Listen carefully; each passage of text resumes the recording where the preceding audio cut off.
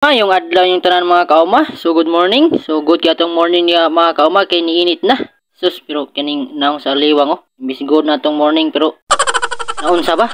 So pero by the way mga kauma, ni ano karon diri sa among diri sa among meter beans. So karong adlaw day mga kauma, mag-spray ko mga kauma. So isprayhan ako ni mga kauma og foliar o saguran po na ako og kan kanang insecticide. So mo na itong meter beans mga kauma, paspas na yung tubo mga kauma. So nakasikad na.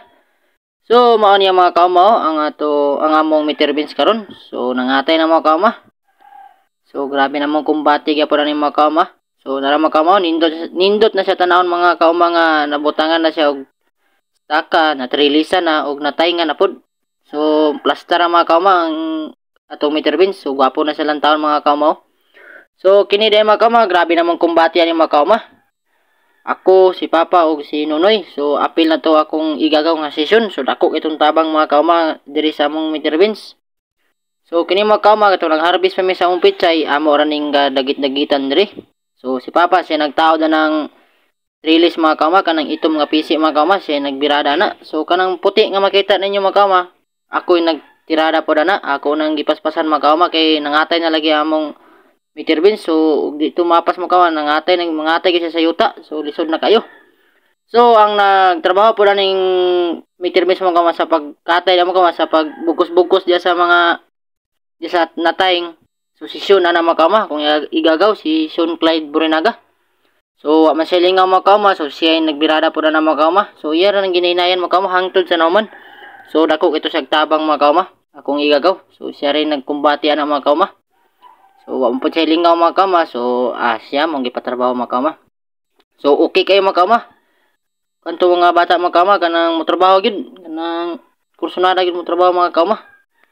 So, mo siya mong gipatrabaho mga kauma. So, may kayo mga kauma. So, siya nagtuyok-tuyok ka na mga kauma para makasaka na sa babaw. So, mo niya akong pag-isprayan ka na mga kauma. Kay action na siya og pamulak mga kauma. So, ang instruction nito mga kauma, 1 month before harvest, sprayan na nimo siya o foliar. So mo ni ako sprayan karon og foliar mga kauma og insecticide pud aron depensa sa ulod. So luag-luag pud biya ni mga kauma mong natawo naman diri sa meter beans. So nara mga kauma makita ninyo diya. So taas-taas pud ni mga kauma. So mo ni akong pagkatrabahon karon. So mo ni akong nara akong spray mga kauma. So naa pud mo ni nga foliar kong gamit mga kauma, Growmore. So nakatsuway na ko ani mga kauma. So epektibo gid mga kauma katong nagpipino kami. So mo ni akong gamit. So naka-satisfy ko ani mga kauma kay okay kayo mga kauma. Epektibo. So mao po ni akong gamit sa insecticide mga kauma, Prebaton. So mo ni siya 500 ml mga kauma. So mo ni akong isagol sa foliar mga kauma, mo ni akong i-spray karong adlaw. So mo ni mga kauma ang akong pag-spray. So mo na ready na di akong chemicals. So, mara ni mga kauma, akong update karong adlaw. So, ug makita ninyo na akong video mga kauma, palihog na lang kog like, share, ug follow mga kauma. So, daghang salamat sa pagtanaw mga kauma. God bless inyong tanan. Bye-bye!